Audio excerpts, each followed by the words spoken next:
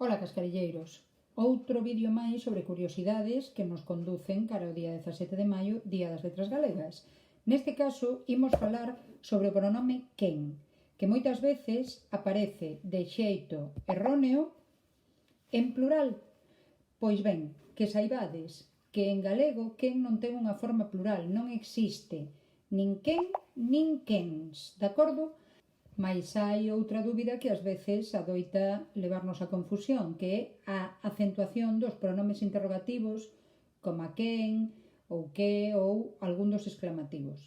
Estes non se acentúan nin nas oracións interrogativas ou exclamativas directas nin nas indirectas. Únicamente poñemos o til cando fose preciso para evitar posibles ambigüidades, como o caso que temos aquí.